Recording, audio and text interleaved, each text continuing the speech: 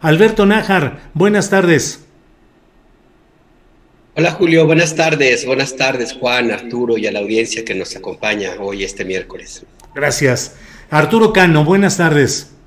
Buenas tardes, Julio. Buenas tardes a mis compañeros de mesa y a todos los que nos hacen el favor de seguirnos. Gracias. Juan Becerra Costa, buenas tardes. Muy buenas tardes, Julio, Arturo, Alberto, a todo el auditorio. No se vayan porque hay buenos temas. Así es, así es. Alberto Nájar, Arturo Cano, Juan Becerra, muchas gracias por estar en esta mesa de periodistas. Procuro yo que en cada ocasión dar la palabra inicialmente a cada uno de ustedes en diferente turno, luego se me olvida y si lo vuelvo a dar al mismo que la semana pasada les ruego que me disculpen. Pero Juan Becerra Costa, ¿cómo ves el tema del debate que no fue debate, pero sobre todo me gustaría a mí, en este caso de Nuevo León y de lo que ahí sucedió en este debate convocado por el Norte, me gustaría proponer que analizáramos esta definición política de tres fuerzas, el PRI, el PAN y Morena, digamos, no nos metamos en los detalles de qué tan morenista o priista o panista es cada cual, pero al norte, que el norte ha sido siempre ahí una especie de ente intocado, rector de la política, puente de negociación y de definición de estrategias políticas del empresariado regiomontano, y ahora tres voces, sobre todo la del PAN y la del PRI, señalan que el norte, matriz de Reforma, de donde salió Reforma y Mural de Guadalajara, manipulan, favorecen a cierto candidato y tienen un proyecto partidista concreto. ¿Qué opinas de todo esto, Juan Becerra Costa? Pues, querido Julio, me parece que ya vimos quién es aquí el candidato de Grupo Reforma, precisamente a la candidatura de Nuevo León. Es este cuate, ¿no? Samuel García, que acudió, como bien mencionas, un debate digo que es un debate de fatuos, y sus contrincantes lo dejaron plantado, y aún así Samuel García perdió. ¿Por qué? Pues por fatuo, ¿no? Y queda como anécdota este debate que no fue debate, que Clara Luz y de la Garza decidieron no acudir, dijeron que por miedo a ser lapidados en este debate organizado por un periódico que consideran que apoya a su contrincante, ¿no? Y sin duda, ¿no? A mí me parece que claramente el Grupo Reforma tiene sesgos, tiene preferidos y tiene consentidos, y dentro de su infodemia, pues es muy claro a quién está apoyando y a quién no. Y también me parece como un ardid político el no haber asistido, que porque son imparciales, sin duda alguna, pero pues ahí está la lucha y ahí está el pleito, y pues si tienen elementos más allá de los cuatro que les pudiese poner un grupo periodístico a unos candidatos, pues también deberían tener los elementos para poder salir de ellos. Y va a quedar como eso, Julio, como una anécdota, ¿no? Una más de las anécdotas de lo que está sucediendo allá en el norte del país. Y Oye, Juan, pero ¿eso favorece o daña el proyecto político de Samuel García? Te pregunto porque a veces me queda la percepción de que con todo y lo farandulero y la oquedad intelectual y lo que queramos, pero ahí va caminando Samuel García y en un descuido llega a ser gobernador de Nuevo León. ¿Qué opinas? Exacto, Julio. A mí me parece que lo del debate en particular pues no lo afecta más o menos de que se hubieran ido sus contrincantes, sino aquí hay algo muy, muy extraño, por lo cual está teniendo una enorme popularidad, o eso parece, allá en el norte del país, en el estado de Nuevo León. Y me parece que lo que hay que ver aquí es la lamentable situación justo en la que se encuentra este estado, cuyos aspirantes a ser gobernadores, todos, Julio, son una bola impresentables, ¿no? Hablamos mucho de Samuel García, pero ¿qué me dices de la mentirosa de Clara Luz? En esta misma pantalla te respondió Julio con absoluto cinismo, una mentirota, ¿no? Y luego, pues bajo la evidencia, en vez de disculparse, ¿qué hizo? Atacar, y está el de las tarjetas rosas, a quien ya le tendrían que haber sacado la tarjeta roja, pero ya vemos aquí la posición de la autoridad electoral que afirma derivado de un presente de 2017, pues que De la Garza no está comprando votos ni prometiendo dinero a cambio de ellos, sino entregando unos cartones. Y rápidamente un paréntesis, a ver, en la Ley General en materia de delitos electorales, por aquí tengo el artículo, porque lo había guardado, aquí está. Artículo 7, numeral 7, se impondrán de 50 a 100 días de multa y prisión de 6 meses a 3 años a quien solicite votos por paga, promesa de dinero u otra contraprestación. Ahí está claramente. Y durante la campaña electoral, el día de la jornada electoral, o en los días previos, que me parece que son los 3 días previos a la misma, pues esto se castiga. Y entonces De la Garza da una tarjeta, ofrece dinero en ellas en caso de ganar, y no es compra de votos, dicen, es propaganda. Y bueno, pues entonces, bajo este criterio, darle a los ciudadanos un cheque posfechado, canjeable en caso de ganar las elecciones, tampoco sería compra de votos, ¿no? Sino propaganda. O dar tinacos, si se van sin agua, vacíos, ¿no? Pero bueno, ya me fui del tema, ¿no? Del tema de Sammy, de lo que está pasando en su debate en solitario. Un personaje, mira, lo que dices es muy interesante porque parece que se cuece todo de manera distinta. Estamos hablando que Samuel García dijo una cosa que es muy representativa del Estado de Nuevo León y toda esta cúpula empresarial y todo este secretismo que hay alrededor de ellos. Dicen que son más cerrados que los de la casta divina allá en la península de Yucatán. Exigió Samuel al gobierno de la República que destine a Nuevo León libros de texto que sean acordes a lo que dijo, que es la cultura de su estado, y no, o sea, que sean diferentes a los libros que mandan a Chiapas, ¿no? Para háganme el favor, inculcar en los emprendedores la cultura del trabajo, del esfuerzo y del doble idioma también, ¿no? Pues ahí traen este rollo super pocho allá en el norte. Y todavía se atreve a preguntar, Julio, este sujeto, que por qué lo atan al centro si allá son mejores. Y bueno, si allá en Nuevo León están de acuerdo con este discurso, entonces parece que todo tiene sentido y estarían, en caso de que gane Samuel García, muy bien representados. Sí, así es. Juan, pues muchas gracias por tu comentario. Arturo Cano, ¿estarían bien representados los regiomontanos, los neoleoneses, con Samuel García como gobernador? ¿Qué sucede, Arturo Cano, que de pronto la farándula, la ligereza, la oquedad intelectual pueden, a base de propaganda y machaconería en los medios, pueden ir construyendo este tipo de personajes? Claro, en Nuevo León pues todavía tienen de gobernador al Bronco, a Jaime Rodríguez Calderón, que no es ningún ejemplo de virtudes políticas o ciudadanas, pero en fin, ¿cómo ves el tema, Arturo Cano? Hablando del Bronco y del periódico El Norte, que es el organizador de este debate que derivó en un ridículo, pues no hay que olvidar que en cierta medida la llegada del Bronco al gobierno de Nuevo León se debe al respaldo que tuvo del diario El Norte. Creo atisbar, por cómo formulas este tema, que quisieras que habláramos del fin de una época, del fin del poderío indiscutible de un medio o de un grupo periodístico como El Norte, Reforma, Mural, que ha tenido sus equivalentes en varios estados de la República. Y por eso me voy a remitir a una anécdota. Hace muchos años andaba Juan Sigfrido Millán Lizárraga en campaña en pos de la gubernatura de Sinaloa.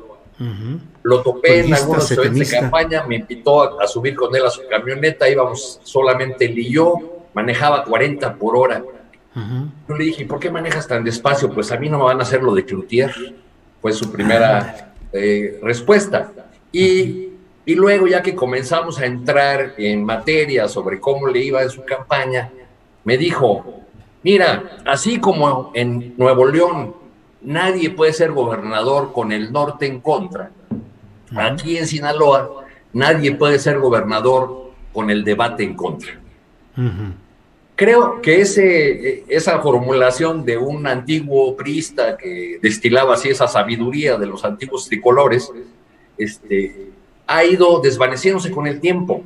Algunos medios de presencia local o regional llegaron a tener tal poder que ponían, quitaban, hacían y deshacían en los partidos y en los gobiernos. Pienso en el ejemplo, por supuesto que estamos abordando del norte, de Monterrey, pero también pienso en el diario de Yucatán. El PAN era prácticamente una fuerza política sometida a los deseos de Carlos Menéndez, el dueño y patriarca de del Diario de Yucatán, al punto de que a una de las figuras del PAN más destacadas, más importantes, la señora Ana Rosa Payán, que fue alcaldesa de Mérida, nunca la dejó llegar a la gubernatura, porque no le gustaba su aspecto, que le parecía demasiado maya, yo creo, y tampoco la preferencia sexual de la señora. Bueno, pues ella nunca pudo llegar a ser gobernadora de Yucatán porque nunca tuvo el respaldo del Diario de Yucatán. Lo que vemos en el caso del norte ya no es tan novedoso, porque hace 12 años Rodrigo Medina llegó a la gubernatura de Nuevo León con el norte en contra. Eso yo creo que lo tenemos que anotar por ahí. Por lo que corresponde al candidato del Movimiento Ciudadano, a mí me parece que ese escenario como de concurso y con campanitas y ese ridículo de que le hicieran preguntas a personas que no estaban en el local, pues es simplemente el escenario ideal para un político del talante y las características de Samuel García. Es decir, es el escenario ideal para un simulador. Gracias, Arturo. Alberto Nájar, ¿qué opinas sobre este tema de Nuevo León? El debate que no fue debate, lo que implica para el norte esta exhibición que hacen 3 candidatos de los principales partidos políticos de manipulación y de preferencia explícita hacia un candidato. ¿Qué opinas, Alberto Nájar? Pues mi querido Julio, debo confesar que cuando me asomé a esto, que la convocatoria del periódico El Norte, y ver lo que ocurría, pues no me pudo ganar, no pude evitar un cierto dejo de nostalgia, la verdad, de mis días de niño y adolescente, de ese espacio que tanto me divertía muchísimo, que se llamaba La Carabina de Ambrosio. La verdad, esto me pareció más como un sketch, ¿no? Como el show mágico, cómico, mágico, musical. Y la Era verdad, César Costa y Chabelo, ¿no? Chabelo y Beto el Boticario, nada más faltaba que llegara la pájara Peggy para que repartiera los turnos para el... Gina Montes bailando también. Sí, Gina Montes. Gina Montes también, o sea, sí, la verdad que, pues sí, me dio como un poquito de nostalgia. Pero más allá de la broma, que puede que me salga, puede que no, a mí lo que me llama la atención es que sí, efectivamente queda muy claro que el periódico El Norte y el grupo empresarial, el grupo que está atrás de él, pues han ya básicamente decidido por un candidato, lo hacen abiertamente. A mí lo que me inquieta es que, bueno, ya en Nuevo León se eligió un personaje, pues no sé si de igual talante, pero muy cercano, que es el Bronco, el actual gobernador. O sea, los electores de Nuevo León tienen esa capacidad o esa decisión de elegir a personas como ellos, como el Bronco, y en su momento pues lo pueden hacer también con Samuel García. Esto los analistas lo interpretan como una forma de hacer muy claro su desprecio por los partidos políticos tradicionales, que de una u otra forma no los representan. Yo tengo también ahí un dato pues que me llama mucho la atención y que va un poco más al contexto, que es la influencia que tiene el famoso Grupo Monterrey en la vida económica, política y también social sobre todo de la capital del estado, Monterrey, y de otros lugares, ciudades prósperas de Nuevo León. Y lo pongo en la mesa, en el debate, porque yo me pregunto por qué efectivamente elegir a un personaje como Samuel García, con todas esas limitaciones intelectuales de las que ha hecho gala, con toda esta cauda de frivolidad que exhibe cada que aparece en redes sociales y supongo que también en su campaña. Y la única conclusión a la que llego es que este poderoso grupo empresarial, del cual el norte es apenas nada más una cara, lo que necesita es un personaje dúctil, un tonto útil en la gubernatura, alguien a quien pueda atender sin ninguna pregunta, ningún cuestionamiento, las disposiciones que se hagan por parte de esos poderosos grupos empresariales vinculados también a la política. Imagínense lo que representa para un grupo opositor, como han sido algunos empresarios del Grupo Monterrey, el tener, además del poder del dinero, que es mucho el que tienen, tener bajo su control a un Estado que forma parte de la Federación, de la República Mexicana, y que es un Estado que se puede alinear ya con la investidura que le da el gobierno de una entidad, y también las facultades legales, el mando sobre las corporaciones policíacas, la necesidad de que el gobierno federal le consulte y le tome en cuenta para decisiones importantes que tienen que ver con todo el noreste del país, pues es un tesoro invaluable en tiempos en los cuales están desesperados por frenar el proyecto político de la 4T, porque entonces ahí sí podrían cerrar muy bien la pinza y pueden ejercer una presión y darle ese oxígeno que necesita urgentemente esa alianza secesionista, esa alianza de los gobernadores que se autonombran rebeldes y que por momentos sus actitudes parecen ser un poco más de la separación del pacto federal, que incluso lo han amenazado en esta naturaleza. Entonces yo creo que sí, nos podemos divertir con esto que ocurrió ayer en este debate, el debate no debate convocado por el norte. Podemos analizar el interés clarísimo que tiene este grupo periodístico en apoyar a el Fosfo, como él mismo se nombra, pero creo que vale la pena también detenernos en para qué quieren a Samuel García, quiénes lo quieren y de qué sirve. ¿De qué sirve un fosfo en el Palacio de Gobierno de uno de los estados más prósperos de la República Mexicana, que tiene, y con esto cierro, algunos de los municipios considerados con el nivel de índice de desarrollo humano más grande de América Latina, similar a las ciudades más ricas de Europa, por ejemplo? Gracias, Alberto Nájar.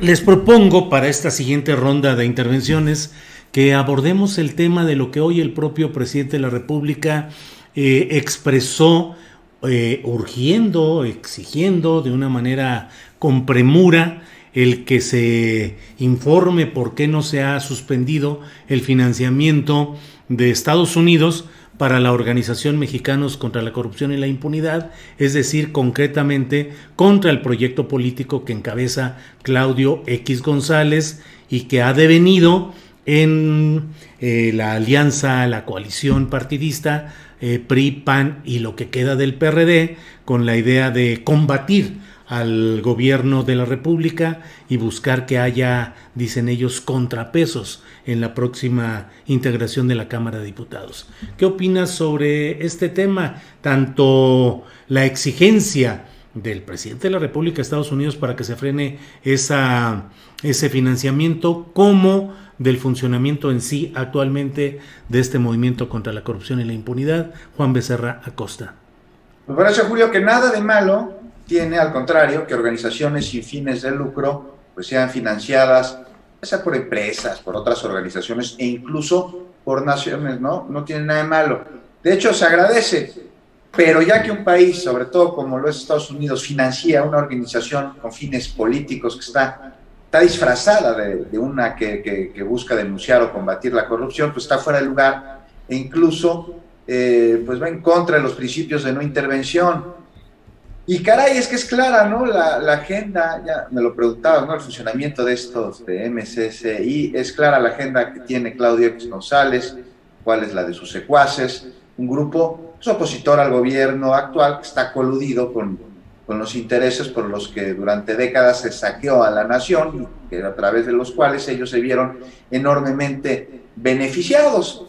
Y bueno, la oposición no solo es válida, Julio, sino que es necesaria para la democracia.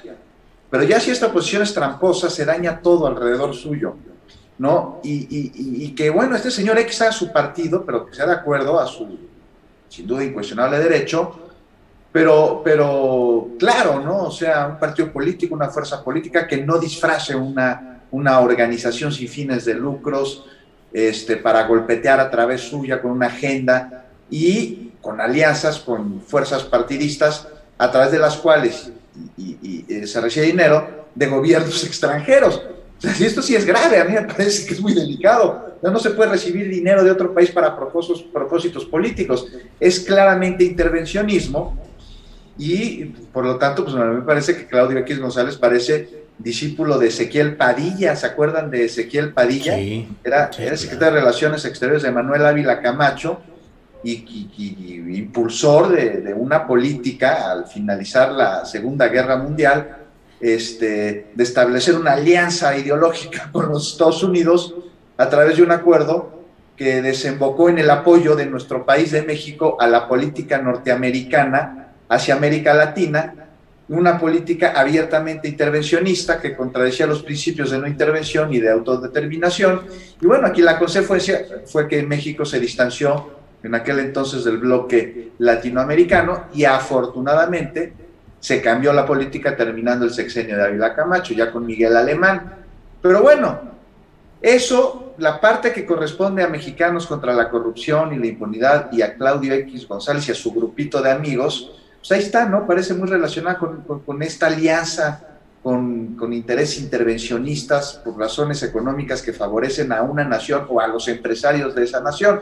Y ahora, con esto, pues va la parte que corresponde a nuestros vecinos del norte, porque pues hablamos de Mexicanos contra la corrupción y la impunidad, y nos quejamos y lo señalamos, pero ¿qué onda con los gringos, no? Tan lejos de Dios y tan cerca de ellos, decía Porfirio Díaz. Y allá en fechas más recientes, pues que nos ven como su patio trasero, decía el embajador de México ante la ONU y entonces presidente del Consejo de Seguridad del organismo, Adolfo Aguilar Sincer, y es que justo, ¿no? Como patio trasero.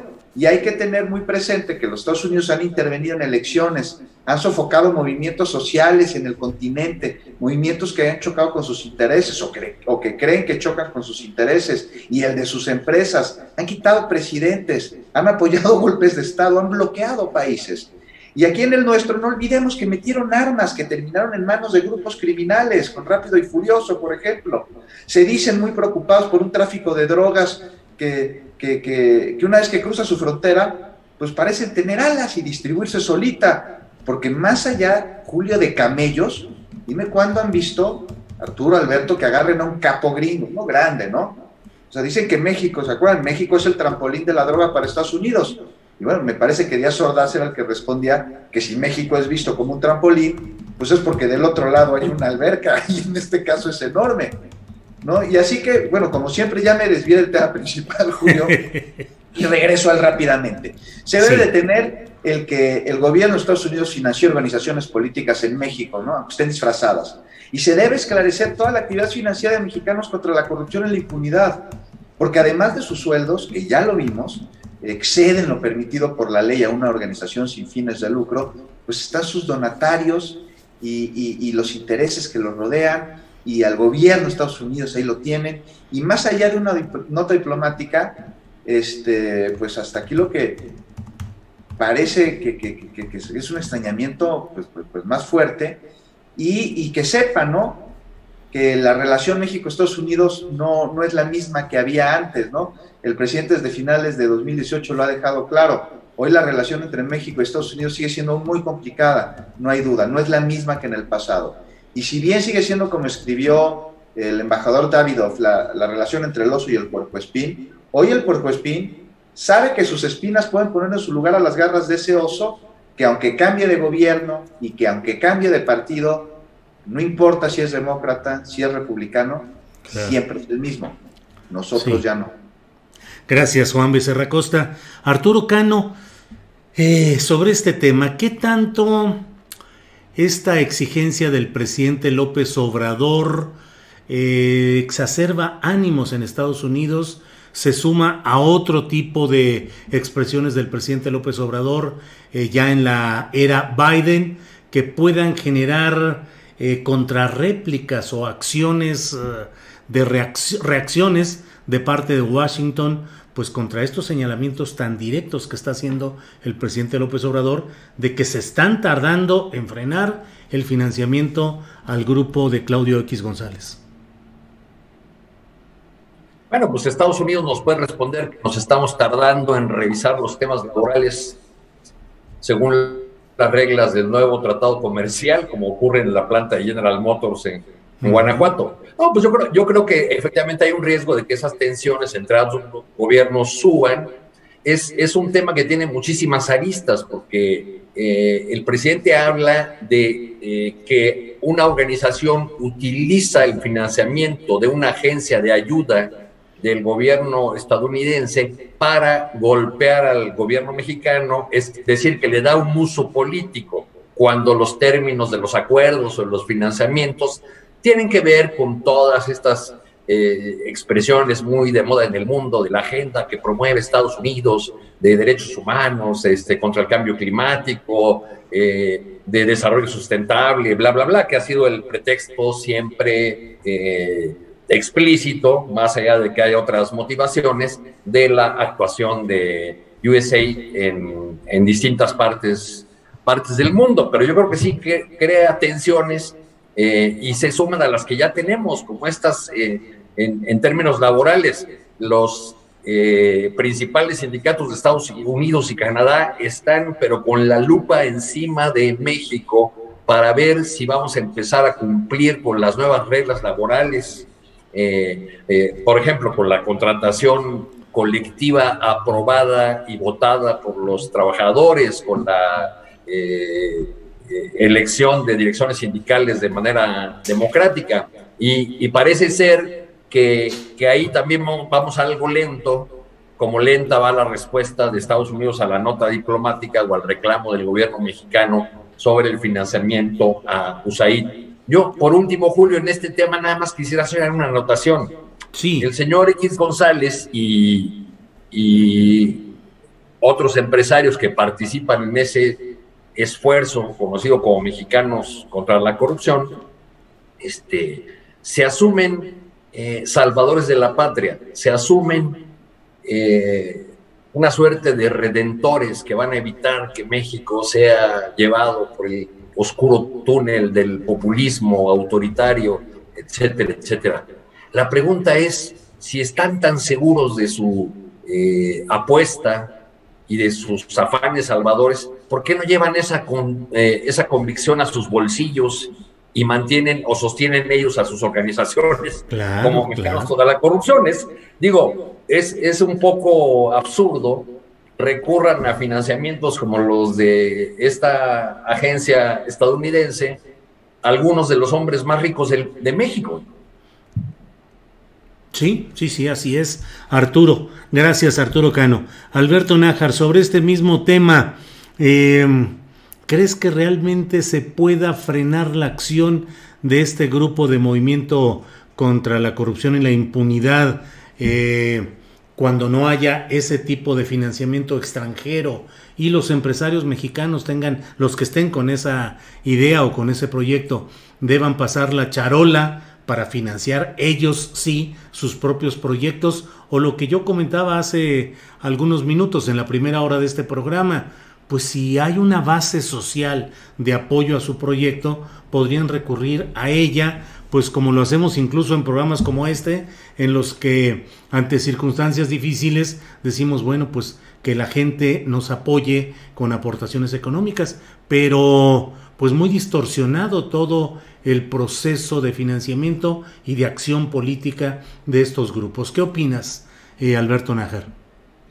Mira, yo creo que va a depender mucho del resultado electoral del 6 de junio, porque algunos de los grupos empresariales que han estado financiando a este organismo, están en la idea, o me parece entender que están en la idea de que es válido hacer esta aportación, no solamente por el tema de luchar contra la corrupción, que en su momento fue la bandera que funcionó bastante bien en el gobierno de Peña Nieto, así como también el tema de la reforma educativa. Si recuerdan ustedes esa ONG que se llamaba Mexicanos Primero, también financiada por estos mismos empresarios. O sea, ese tipo de elementos fueron bastante bien vistos por los empresariado, que de una u otra forma tenía una especie de beneficio mutuo, una fórmula de ganar-ganar, porque apoyaban a un movimiento en el cual decían creer y respaldaban a un cuate, a un compa, pues como es los dueños de Kimberly-Clark, por ejemplo, y al mismo tiempo pues también recibían las deducciones fiscales.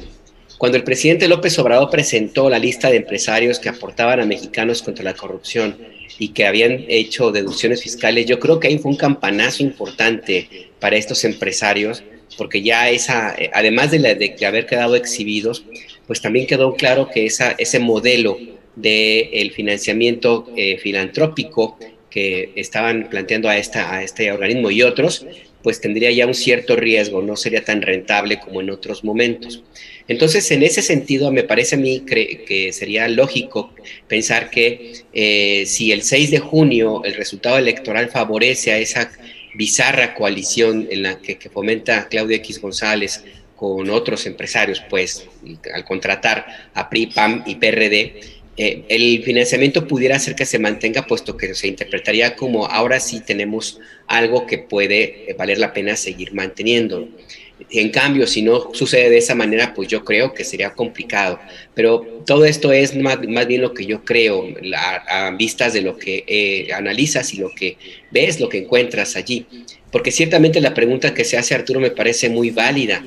Estamos hablando de un corporativo que es prácticamente el dueño del monopolio de temas, de artículos, perdón, como los pañuelos desechables, como otros tipos de toallas sanitarias, por ejemplo, y que en esta medida, fíjate, las carambolas de la vida, y ahora sí que me desvío nada más un minutito, se acaba de aprobar la Cámara de Diputados una ley para la maternidad digna. ¿Cuál era la menstruación digna, perdón? Que establece dentro de los lineamientos de esta legislación que se provea de toallas sanitarias y otros artículos para la menstruación de todas las estudiantes de todo México. Pues da la casualidad que el principal proveedor de esos artículos es Kimberly-Clark, ¿no? O sea, de esos rebotes de la política. Pero bueno, pues ese es el escenario de esta empresa de la cual Claudio Xicoténcatl González pues es uno de los propietarios. De ahí la pregunta que hace Arturo me parece muy válida. Pues entonces, si es tanto el amor y el interés y la fe en ese proyecto, esa necesidad de salvar a México de las garras de Morena y de la 4T, y por eso ese empeño en arrebatarles el control de la Cámara de Diputados, pues no valdría la pena invertir un poquito de los recursos del gran corporativo que es Kimberly-Clark. Digo, porque les va a ir muy bien con esa legislación de la que mencionamos, ¿no? Y por eso me llama también mucho la atención el hecho de que hayan recurrido a USAID. Y como también me llamó la atención en otros momentos, cuando me enteré que Claudio X González buscaba financiamiento en foros de periodistas, en los mismos espacios que organizaciones de periodistas independientes estamos arañando los recursos. O sea, se va a presentar como una organización chiquita que requiere el apoyo internacional para hacer periodismo crítico como si no tuviera un centavo. Eso define, pues, el talante de esta organización. Y más allá ya en el tema diplomático, con esto cierro, el presidente López Obrador dice, ya se tardaron en suspenderlo. Pues yo lo veo más bien como un tema más de retórica, más mediático, porque las reglas de USAID son muy claras, no se va a suspender el financiamiento a menos que haya algo gravísimo, y ese algo gravísimo en este aspecto, pues tendría que ser que efectivamente el gobierno de Estados Unidos reconociera, y sobre todo su Congreso, que ese dinero que es de los contribuyentes estadounidenses se utiliza para destabilizar a un gobierno. Difícilmente ocurrirá, porque pues lo hemos visto en otros países, ¿no? Hasta festejan este tipo de temas, hasta incrementan la partida presupuestal. Así es que pues yo creo que el presidente se va a quedar con las ganas. Bueno, Alberto Nájar, gracias. Y vamos ahora con Juan Becerra Acosta. Juan, pues estamos aquí alegue y opinando y especulando y dando puntos de vista, pero dice Lorenzo Córdoba que en un descuido las elecciones pueden ser anuladas, así es que pues nos quedaríamos simple y sencillamente con un ejercicio estéril en todo esto, porque el propio árbitro dice que el partido que va a dirigir o que va a moderar pues podría ser cancelado debido, no lo dice así exactamente, pero en la expresión general que plantea, pues señala que hay violaciones de principios constitucionales y que hay una polarización alentada desde la máxima tribuna del país. ¿Qué piensas del árbitro que anuncia que pueden cancelarse las elecciones? Juan Becerra Acosta. No, pues ¿cuál árbitro? Así que yo te pregunto, ¿cuál árbitro? No veo árbitro. Veo Lorenzo Córdoba enojado, preocupado. Lo veo como un actor político que tendría que limitarse, Julio, que constreñirse a hacer, pues, aquello para lo que se le mandató, un árbitro imparcial, y no lo es, Julio. Sus exabruptos ya me parecen rayar en la desproporción de la cordura. Sí, vi la entrevista en la que dijo estas cosas. Hazme el favor, Julio, el presidente consejero del INE. O sea, señala que no se había visto una descalificación como la que se da, justo utilizó esa frase, desde la máxima tribuna del país. Eso dice. Y bueno, Julio, tampoco se había visto a una autoridad electoral atentar contra la democracia, que deben proteger y procurar de manera tan burda y preocupante, que como sucede con el presidente consejero del INE, que además amenaza con que se pudiera anular una elección a días de que se lleve a cabo la jornada electoral. Y no, esto más allá, o sea, es grave, porque más allá de si está en sus facultades o en la del tribunal, pues que el consejero presidente del INE diga que es, en una entrevista que podría haber condiciones que enrarecen, pues me parece por demás irresponsable, ¿no? En un proceso... Pero ves, oye, en lugar de... ¿Ves en esas declaraciones de Córdoba, tú ves algo más que una provocación retórica? Pues ya es que yo la verdad veo que una enorme preocupación y veo que está rayando en la locura Lorenzo Córdoba y que está dando unas patadas a como dé lugar, y ahorita voy a decirte por qué creo yo que está sucediendo, ¿no? Está boicoteando, Arturo, cuando tendría que proteger a favor de la democracia y de la ciudadanía el proceso electoral. Ok, ¿qué pasa aquí?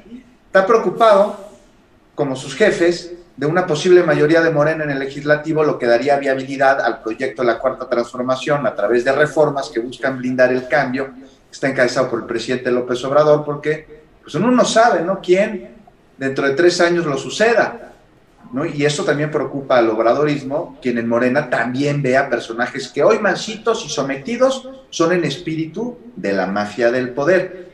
Y entonces tener una mayoría de Morena en los congresos, en los legislativos, le daría viabilidad a iniciativas de reforma de ley que involucran tanto al Instituto Nacional Electoral como al Poder Judicial y a otros que lo quieren detener a como de manera. Entonces ya en un exabrupto que raya en un posible análisis de interdicción por parte de sus familiares, Lorenzo Córdoba está aventando estas declaraciones que me parecen total y absolutamente desestabilizadoras.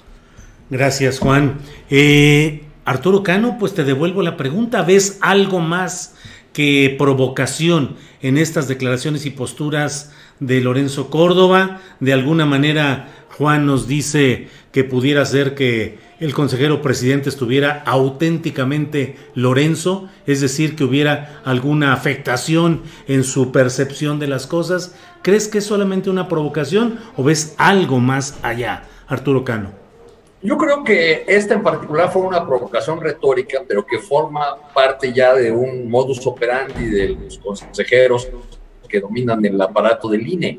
Es decir, desde hace varios meses han intentado por todas las vías llevar al presidente de la República a un terreno en el que la reacción del presidente se convierta en lo que ellos están buscando, que es manchar la elección, ¿no?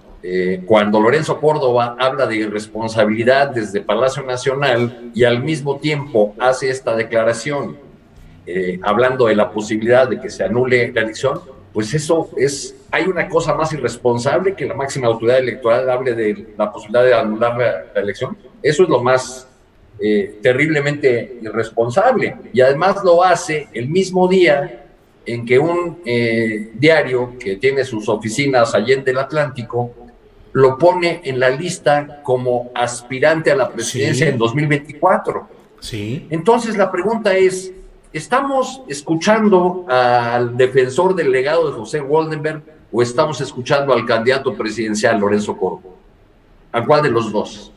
¿Y cuál es, si yo no he visto que ni él ni sus cercanos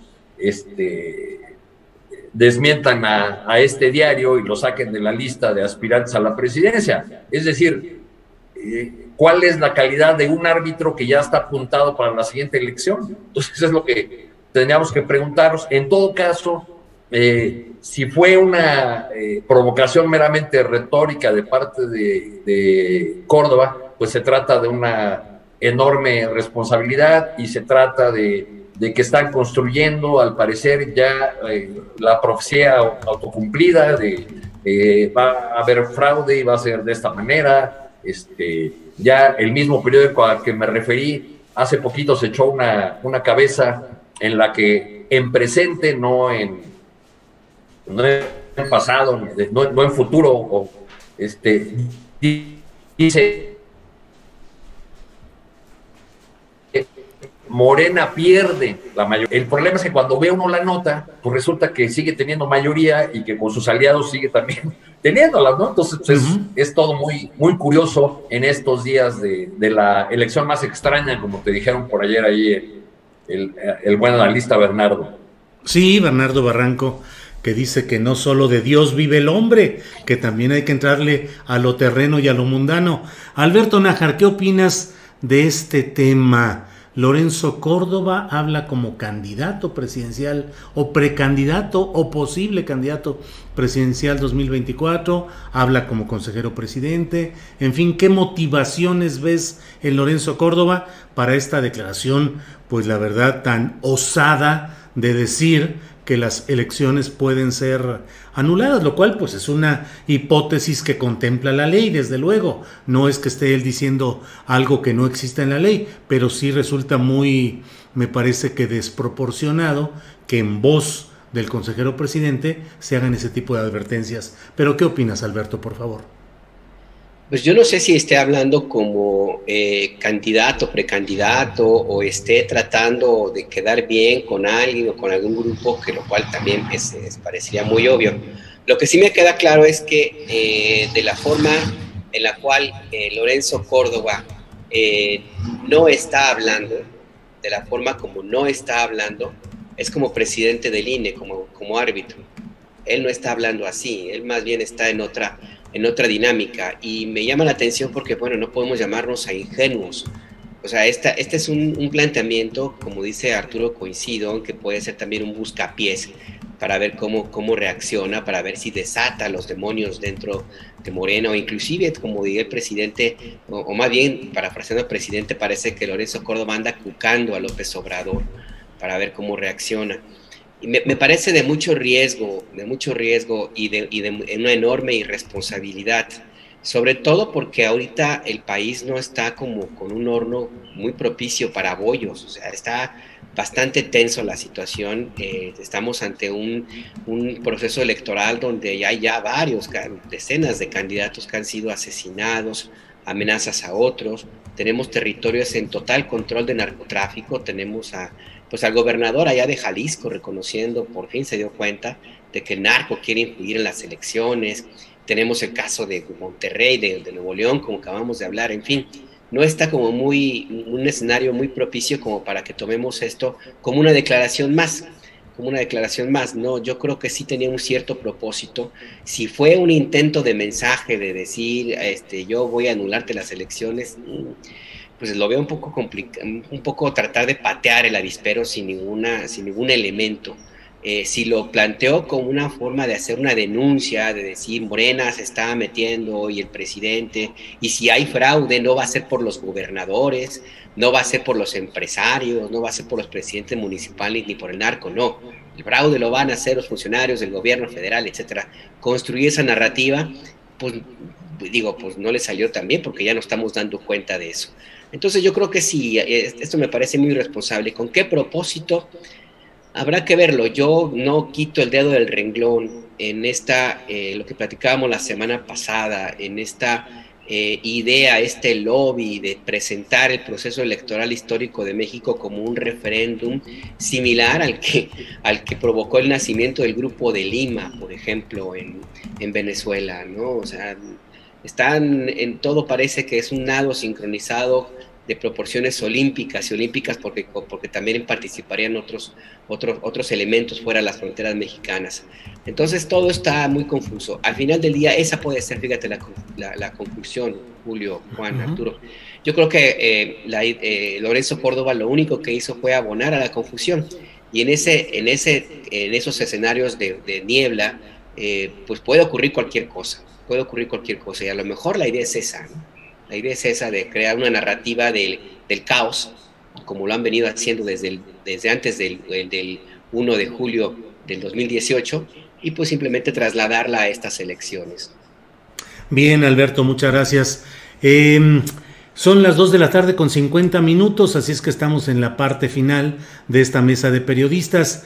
Les propongo, como lo hemos estado haciendo en semanas anteriores, que nos hagan favor cada cual de darnos la opinión, el punto de vista, la referencia sobre lo que les haya parecido más interesante, más relevante en sentido positivo o negativo de lo que ha estado sucediendo en estos días anteriores a esta mesa de periodistas.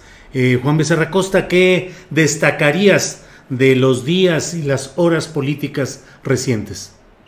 Bueno, pues dos cosas rápidamente, Julio. Primero, lo que está sucediendo allá en el estado de Sonora, ¿no? Y la declinación, que dijo que no fue declinación, de Burt hacia el Borrego Gándara, sin además avisarle a su partido para ver qué opinaba. Un partido que se jacta de no llevar a cabo alianzas en sus candidaturas, que sus gobernadores, sus candidatos a gobernadores van solos. Y bueno, pues ya vimos que se bajó, ya el partido nombró uno nuevo allá, el que era pues representante de Movimiento Ciudadano en Cajeme, me parece, donde la semana pasada lamentablemente pues asesinaron al candidato a presidente municipal. Y bueno, no todo lo que se mueve aquí, a pocos días de que se lleve a cabo la jornada, dos discursos, uno que dice que están apanicados y que Durazo lleva una clarísima ventaja en contra de sus oponentes, otros quienes dicen que no, que al contrario, que quien afectaría es al candidato Durazo. Ayer tuve la oportunidad de platicar con Abundis de Parametría, y pues ya me decía que él cree que perjudica al candidato oficial, que no es el oficial, pero sí es el oficial, me decía, porque si tiene al candidato Durazo, ¿no? Que es del partido oficial del poder federal, pero no estatal, y pues ya veremos qué sucede, ¿no?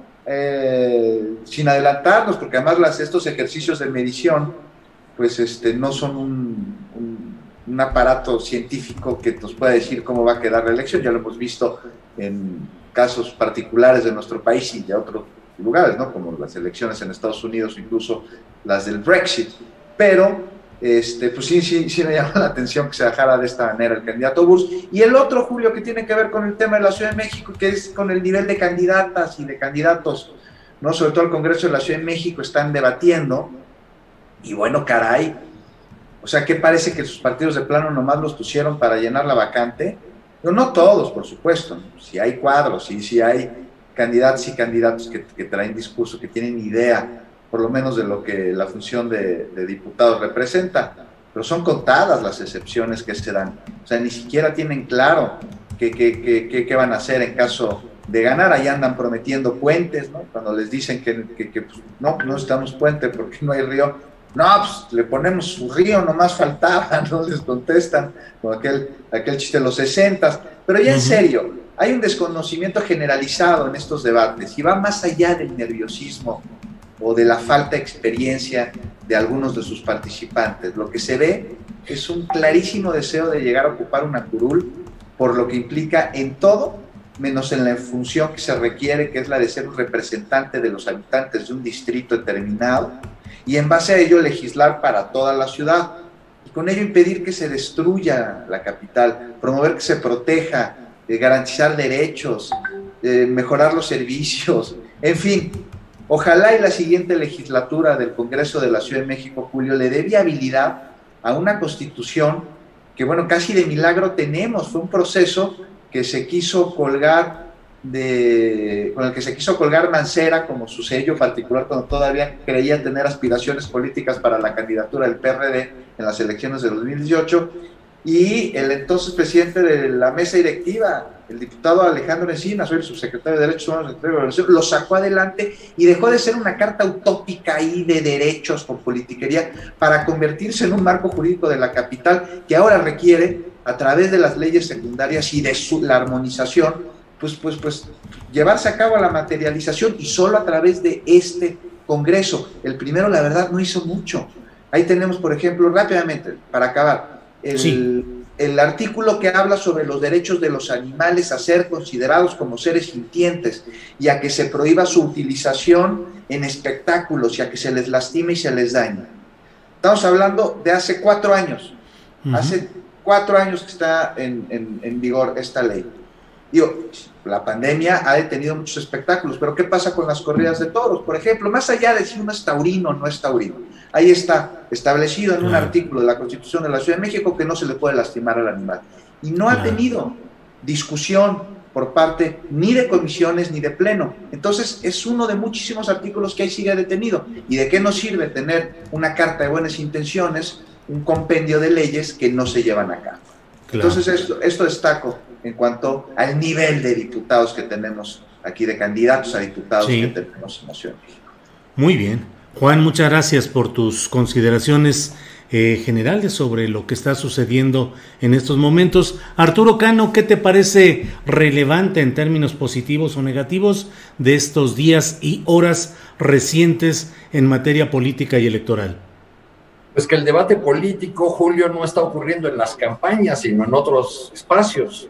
El debate sigue siendo entre la potente voz del presidente desde el Palacio Nacional y sus críticos y ese coro en los medios, pero en las campañas y en los candidatos vemos realmente muy poco, a no ser frases huecas, lugares comunes, eslogans muy sobados, las dos coaliciones haciendo juicios sumarios sobre los gobiernos de una en el pasado y el gobierno de la otra en el presente, pero los candidatos en general, con sus excepciones, hacen campañas con frases muy generales como hagámoslos, vamos juntos, que con tu apoyo lo lograremos, cositas así por el estilo que pueden caber para cualquier partido, para cualquier opción ideológica. Destaca en ese panorama, y eso es lo que quiero detenerme un poquito, los promocionales del Partido del Trabajo, que me parecen curiosamente los más comprometidos con el proyecto del presidente y con la 4T. Estos promocionales que aluden a la desigualdad, ¿no? La de el ultrasonido, donde le dice, ¿qué va a ser de grande? Pues va a ser pobre, o el del bailecito. Y también destacaría, en contra de la 4T, los promocionales de redes sociales progresistas del partido de la familia Gordillo, que sacaron un anuncio que le debe dar envidia a la coalición PRIAN, porque es el anuncio más anti-4T que yo he visto en esta campaña. Sí, ¿no? sí. Vamos a sanar a México, prometen. Sí. Caray, pues ¿quién no eran aliados del presidente López Obrador? Yo aquí aventuro la hipótesis. Es muy probable, y me imagino hasta la escena de Fernando González, yerno de la maestra Gordillo, hablando con sus apoyadores en el gobierno del presidente López Obrador para decirles, oye, no permitamos que la coalición PRIAN se lleve todo el voto descontento. Vamos a lanzar una campaña para que también aquí cachemos algunos de los descontentos.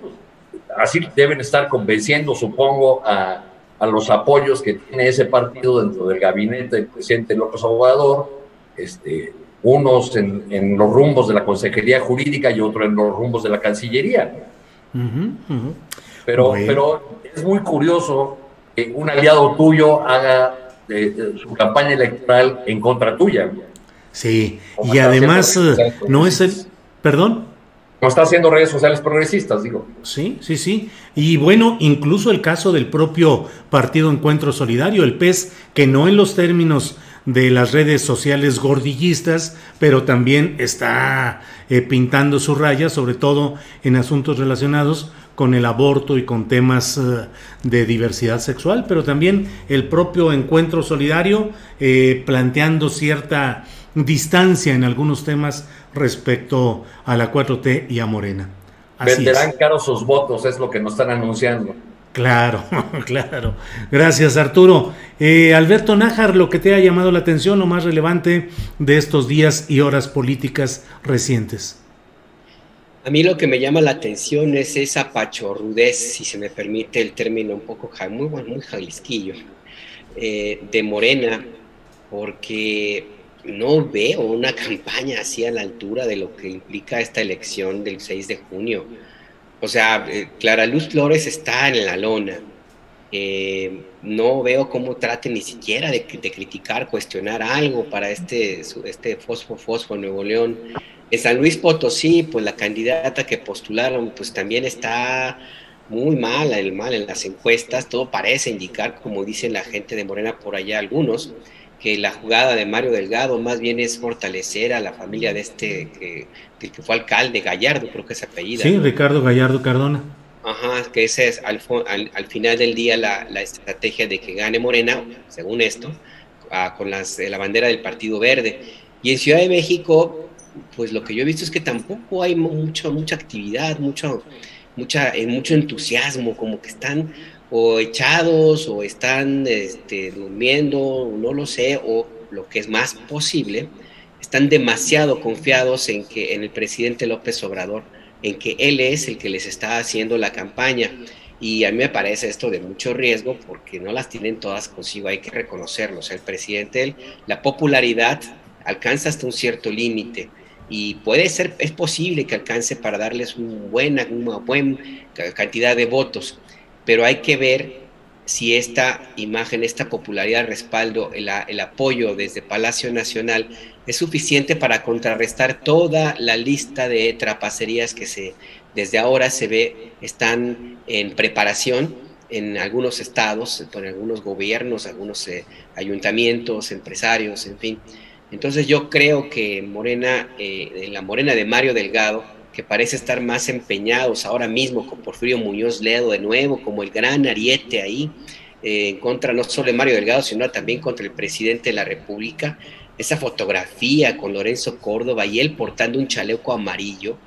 O sea, digo, los chalecos amarillos son un símbolo de la ultraderecha. Así lo han utilizado en México y su origen en Francia tampoco es muy democrático. Entonces a mí me parece que lo que me llama la atención es justamente eso, que estamos a 3 semanas de la votación, a 2 semanas y fracción de que ya se terminen las campañas, y yo no veo que estén echando su resto. No veo que estén realmente en Morena en esa idea de ganar terreno. Yo más bien me da la impresión que parece que se resignaron a perder lo que vayan a perder y concentrarse en lo que cachen de la popularidad del presidente Andrés Manuel López Obrador. Y me parece importante eso, y con esto cierro, porque al final del día, desgraciadamente, no tenemos una idea muy clara de hasta dónde pudo haber permeado estos 2 años sin fracción de guerra sucia, salvaje, vulgar, agresiva de todos los días en contra del proyecto político que actualmente gobierna. Y lo digo porque los periodistas ya recibimos varias lecciones. La más reciente fue en 2018, cuando todos preveíamos, o muchos preveíamos, que iba a ganar Andrés Manuel, pero no se vio de ningún medio de comunicación esa cantidad de votos que recibió, como tampoco tuvimos certeza de lo que ocurría en sitios como en Chiapas en 94, o en lugares donde, en Ciudad de México, en la montaña de Guerrero, en fin. Entonces a mí me parece que hay que ponerle atención a Morena, si es necesario, pues echarle un vaso de agua para que despierte, no lo sé, pero el resultado de esta confianza excesiva que yo veo hasta ahora puede resultar peligrosa, porque no nada más es un tema electoral, Julio, es el control de la Cámara de Diputados federal, el control del presupuesto, y ya Claudio X González lo dijo en un video que se filtró en redes, que ellos van por el presupuesto, por el control del presupuesto, con lo cual confirma que el presidente tenía otros datos y mira, resultaron correctos. Alberto Nájar, muchas gracias. Muchas gracias a los tres en esta mesa de periodistas del miércoles 19 de mayo. Juan Becerra Costa, muchas gracias por tu participación. Muchas gracias, Julio. Un abrazo a todos. Gracias. Arturo Cano, muchas gracias. Gracias como siempre, Julio, y gracias a mis compañeros de mesa y a quienes nos siguieron. Gracias. Alberto Nájar, muchas gracias. A ti, Julio, Arturo, Juan, un gran gusto, un honor compartir mesa, y a la audiencia que nos ve y que nos critica, nos comenta y a veces unas porras. Muy bien, gracias a los tres y nos veremos pronto.